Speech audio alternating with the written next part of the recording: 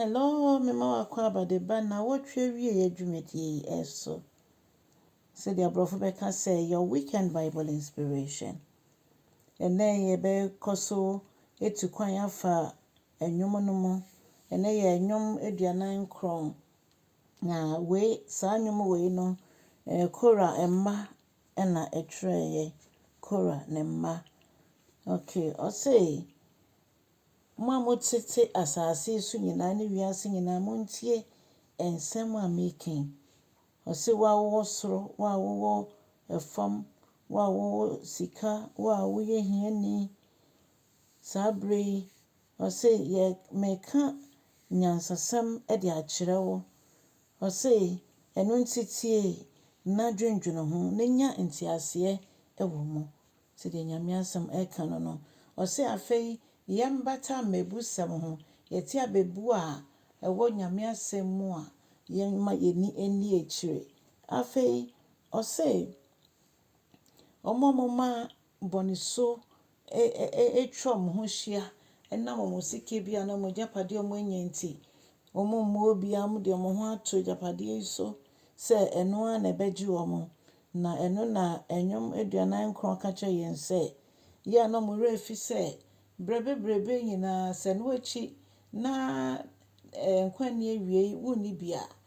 ebe ya papa sanse ejapade ahodo a nipa epre nyina no emu bi eni ho a ebesane edi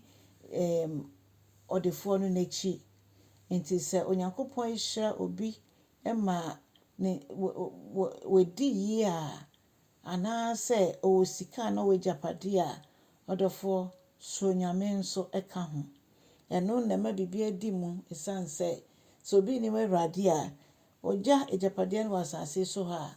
heaven nso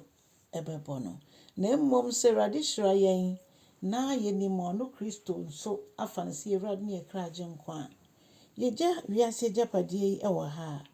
ye woda nkwa emi wi ya eho nso ne yakora ya dekorade ewo odofo ose omo a yaje omokra nkwa no de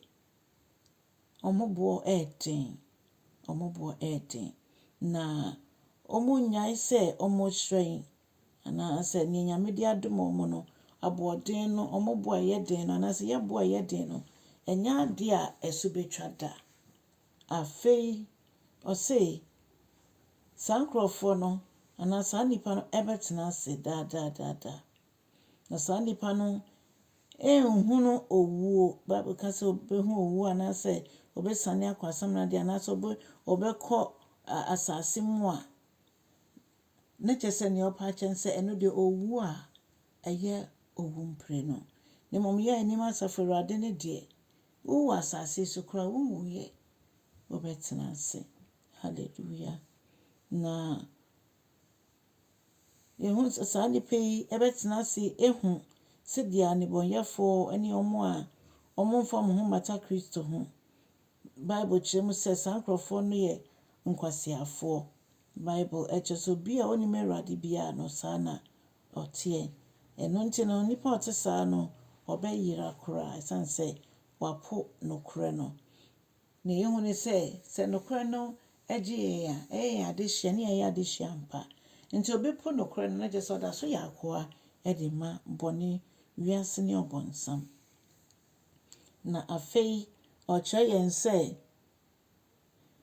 sankrofo no omo adwen yo mo sam omo enyo ho abro so a omo fa Kristo ananyamesem nyahwe no omo adwen yo mo se adan na omo esisi no eho ne omo tena bre afibo enye no kre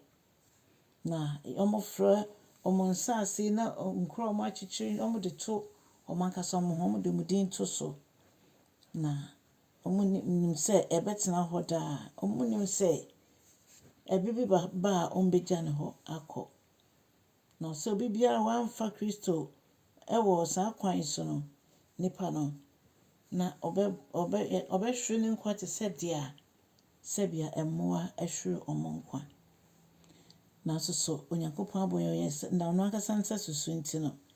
ye bom pae so obibiara enwu wo sa kwan no so hallelujah o se enti ensuro So wohu omo a omo ho mo ahonyade ho a ensuro na se enuonyam no eye kese se de nkra na obewu eja ho. Odofo enwom no emotwen ene nti mesre se enna eye weekend ubenya bre na watena ase na wakan Psalm 49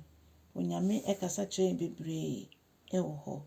Onyame nsha no nyo kese bomodi ana cha asem no wonya subscribe nso abomodi na subscribe na nyame enshira wo. Wa subscribe dada nso nyame nsha bebre eda se wo boy me nyame adwuma